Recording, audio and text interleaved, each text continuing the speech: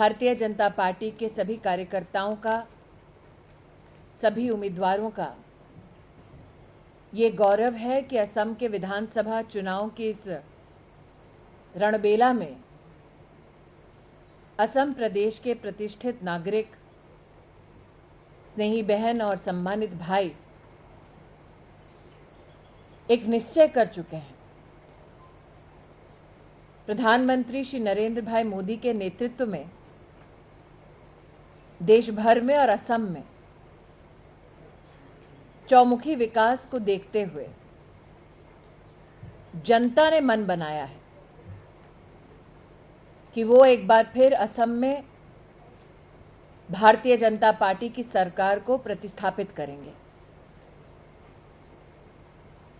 वर्षों से लंबित कई इंफ्रास्ट्रक्चर के असम प्रदेश के प्रोजेक्ट्स को गति मिली भारतीय जनता पार्टी की सरकार की वजह से। वो प्रदेश जो कई वर्षों तक बाढ़ से क्षतिग्रस्त क्षेत्रों में चुनौतियों का सामना करता था, उस प्रदेश में, असम प्रदेश में भारतीय जनता पार्टी का संकल्प है कि हम मिशन ब्रह्मपुत्र के माध्यम से बाढ़ से संबंधित चुनौतियों का समाधान पूर्णतः जनता को देंगे। हमारा ये संकल्प इस बात से भी और सशक्त होता है कि जब प्रदेश में कांग्रेस की सरकार थी तब फ्लड कंट्रोल से जूझने के लिए मात्र 2400 करोड़ रुपया ही प्रदेश को दिया जाता था, लेकिन भाजपा की सरकार ने फ्लड कंट्रोल की दृष्टि से सालाना 9500 करोड़ से भी ज्यादा पैसा असम के परिवारों की सुरक्षा में खर्चा किया। कांग्रेस की सरकार जब असम में रही तब ना गरीब का बैंक का खाता खोलने का कोई भी प्रयोजन तब की सरकार ने किया, लेकिन नरेंद्र भाई मोदी के नेतृत्व में भारतीय जनता पार्टी ने सफल रूप में जनधन योजना का लाभ हर गरीब परिवार तक, गरीब व्यक्ति तक पहुंचाया। उसी श्रृंखला में भाजपा का ये गौरव है कि अरुणोदय स्कीम के माध्यम से प्रतिमाह 830 रुपया हम 22 लाख परिवारों तक, विशेषतः महिलाओं तक पहुंचा पाए। भाजपा का ये संकल्प है कि इस चुनाव में जीतने के बाद इस राशि को 3000 रुपया कर दिया जाएगा। जनता जनार्दन ने हमारे संकल्प पत्र को इसी भावना के साथ समर्थन दिया, आशीर्वाद दिया है, क्योंकि भारतीय जनता पार्टी ने प्रदेश में विकास के कई कार्यों को धरातल पर फलीभूत कर दिखाया है। एक तरफ भारतीय जनता पार्टी की सरकार, संगठन असम प्रदेश में विकास को सर्वोत्तम स्थान देती है, दूसरी ओर कांग्रेस पार्टी एआईयूडीएफ के साथ मिलकर जनता को विकास पथ से हटाकर भ्रमित करने का दुस्साहस करती है। हम सब स्तब्ध थे जब अमेठी के पूर्व सांसद और कांग्रेस के पूर्व राष्ट्रीय अध्यक्ष ने आकर कहा कि असम की पहचान ही एआईयूडीएफ के मुखिया हैं। अमेठी के पूर्व सांसद, कांग्रेस के पूर्व अध्यक्ष को शायद इस बात का एहसास नहीं कि असम का गौरव गान होता है तो गोपीनाथ बोरदोलोई जी का नाम लिया जाता है। असम में मां कामाख्या का नाम लिया जाता है। लेकिन कांग्रेस की मजबूरी इतनी है कि वो अपने आप को राजनीतिक तौर पर जीवित रखने के लिए अब एआईयूडीएफ के सहारे है। हिंदी में एक कहावत है, डूबते को तिनके का सहारा। लेकिन प्रश्न ये उठता है कि जो खुद एक दूसरे में अपना सहारा तलाश रहे हैं, वो क्या असम के उज्जवल भविष्य का निर्माण कर पाएंगे? जो खुद इस वक्त एक ऐसे गठबंधन में लिप्त हैं, जो गठबंधन मात्र उनकी सियासत तक सीमित है, क्या वो विकास के आधार पर जनता के किसी वादे पर खरे उतर पाएंगे? वर्षों वर्ष असम की जनता ने कांग्रेस पार्टी के नेतृत्व पर विश्वास किया। कांग्रेस का एक नेता यहां से चुनकर देश में उनको प्रधानमंत्री बनाया। लेकिन असम की हकीकत यह है कि चाहे वो एम्स के सपने को साकार करने का काम हो, चाहे वो बोगीबील ब्रिज का निर्माण का काम हो, चाहे वो गरीब तक कोरोना महामारी में राशन पहुंचाने का काम हो, विकास और मानवता के ये सभी कार्य भारतीय जनता पार्टी के संगठन, कार्यकर्ता और नेतृत्व ने कर दिखाया है।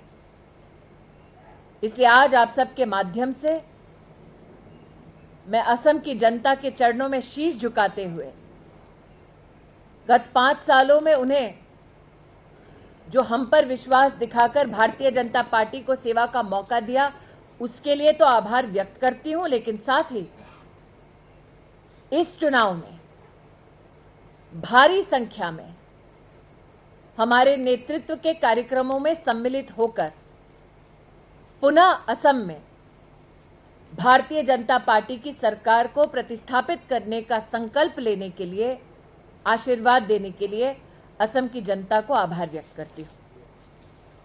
I'd now like to open up the floor for questions.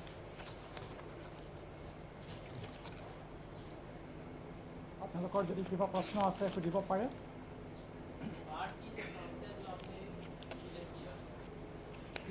Modi ji यहाँ आए थे और काफ़ी वादे भी किए, 100 करोड़ का पैकेज भी किए, लेकिन उस हिसाब में जो काम होना चाहिए था अभी तक नहीं हुआ। अब जो सरकार आपकी जो आएगी उसमें क्या क्या कर देगा? मुझे लगता है ये कहना उचित होगा कि जब हम एलोकेशन की बात करते हैं और एलोकेशन के साथ साथ स्पेंड की बात करते हैं, कांग्रेस के रूल में जैसे कि मैंने कहा प्रतिवर्ष 2400 करोड़ रुपया ही खर्च होता था, लेकिन पूर्णतः जनता को चुनौती के वक्त समाधान नहीं मिलता था। भारतीय जनता पार्टी ने सालाना 9500 करोड़ रुपया न सिर्फ एलोकेट किया बल्कि खर्चा भी किया। लेकिन साथ ही अब जो मिशन ब्रह्मपुत्र की हम लोग बात कर रहे हैं, उसमें विशेषतः ड्रेजिंग का जो काम है, धुबड़ी से लेकर सदिया तक और रिजर्वॉयर्स जो बनाने की बात है, वो सब इस मिशन में सम्मिलित होंगे। पिछले चुनाव के बाद ही जी पीछे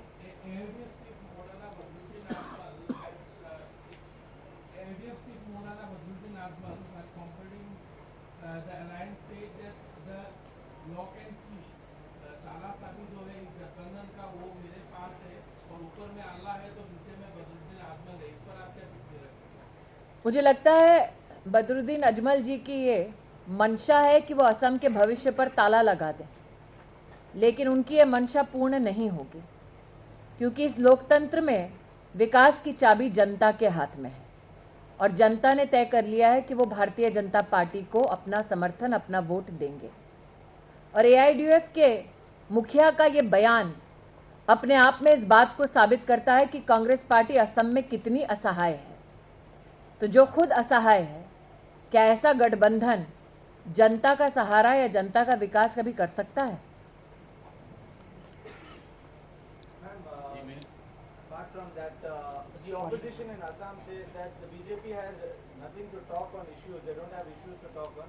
They only target Ajmal and they are targeting a particular community with that. What do you have to say on that? I think that the opposition party today, on issues of development, not only in the state but even at the center, cannot engage in a civilized discourse or debate or deliberation.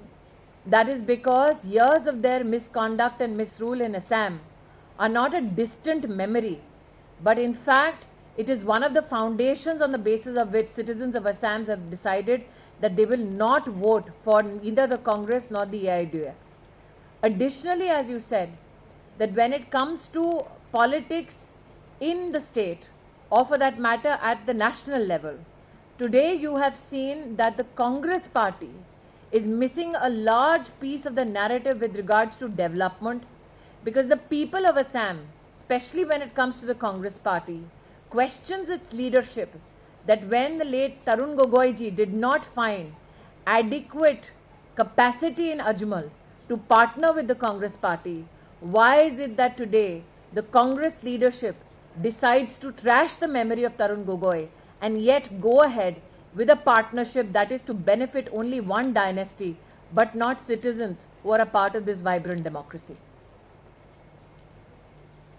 Madam, जो आपने flood के बारे में बताया कि जो आपका budget allocation बढ़ाने की बात की है और जो बढ़ी हुई है और प्लस रिजर्व बनाने की बात की, पिछले बार चुनाव जीतने के बाद भी आप लोगों के मंत्रालय ने, सरकार ने, केंद्रीय सरकार ने बोले यहाँ पे ड्रेजिंग करके दोनों तरफ एक्सप्रेसवे बनाया जाएगा, that would have definitely solve the flood problem, but that did not happen at all and the parliament was informed that nothing is there in the near future.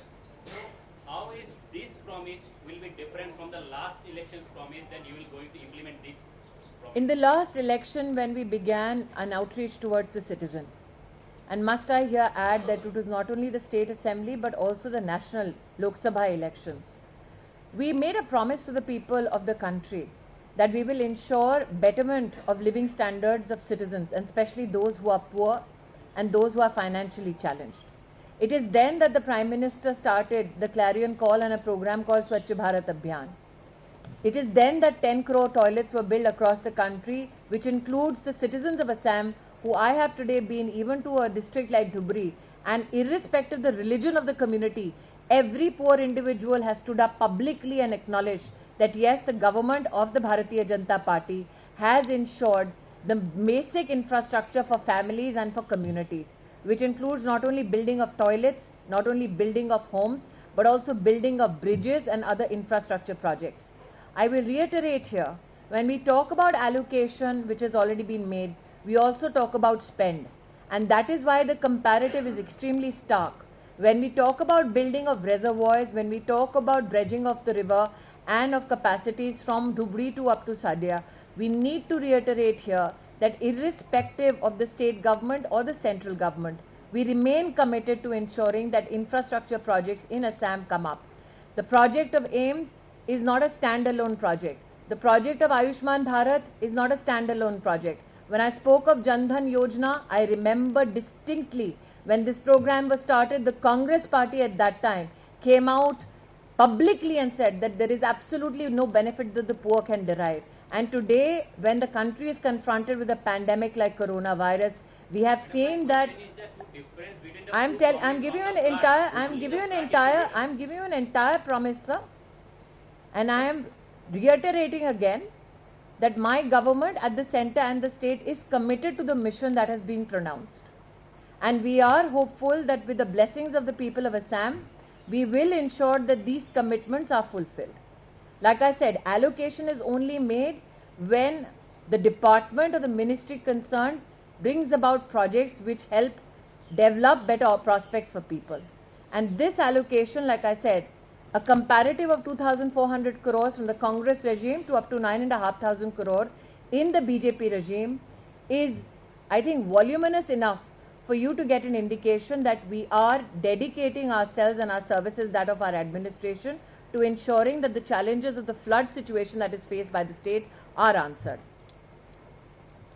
Can I ask on Bengal? Are the questions on Assam over?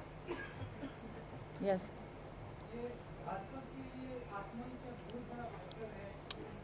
Rahul Gandhi के लिए है, हमारे लिए नहीं है.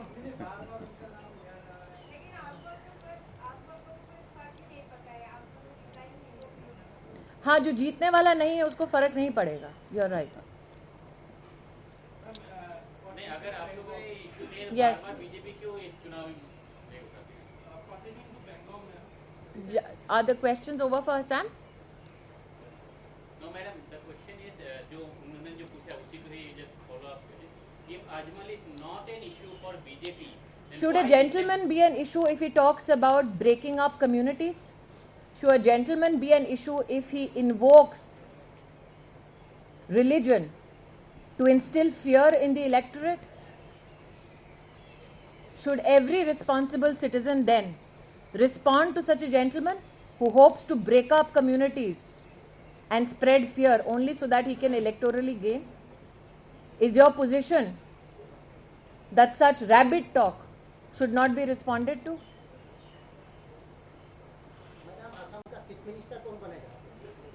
Bharatiya Janata party की सरकार स्थापित होगी. पहले ये तो पूछिए कि अजमल और राहुल में से चीफ मिनिस्टर का उनका कैंडिडेट कौन है.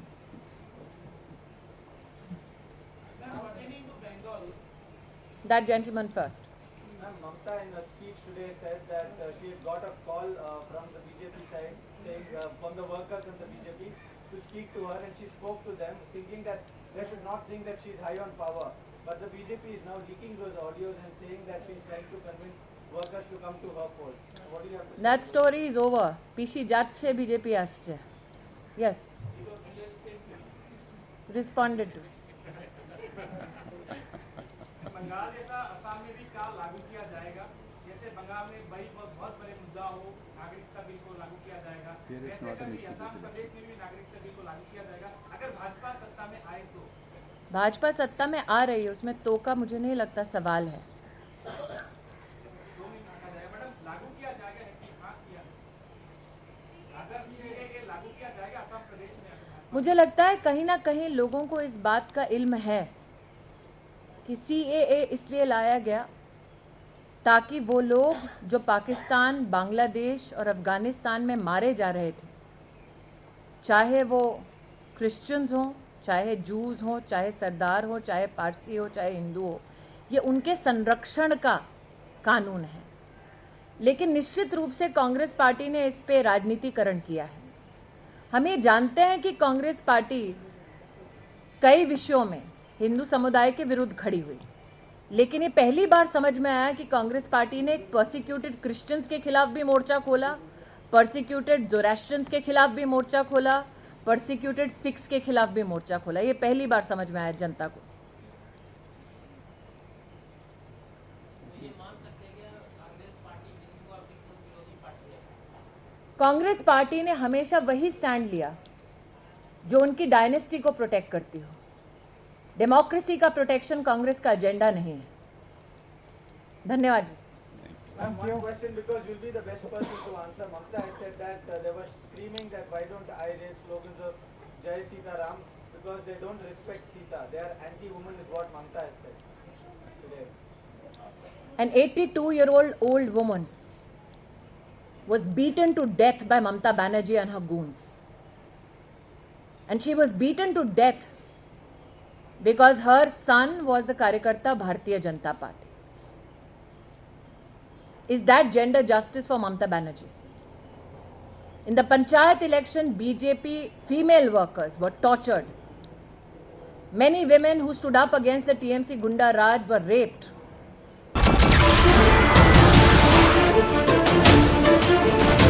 नमस्कार, मैं हूं मानक गुप्ता. अगर आपको हमारा ये वीडियो पसंद आया हो तो इसे लाइक और शेयर जरूर करें. और हां, हमें सब्सक्राइब और फॉलो करना ना भूलें ताकि आप देश और दुनिया की कोई खबर मिस ना करें. तो जुड़े रहिए हमारे साथ और देखते रहिए न्यूज़ 24.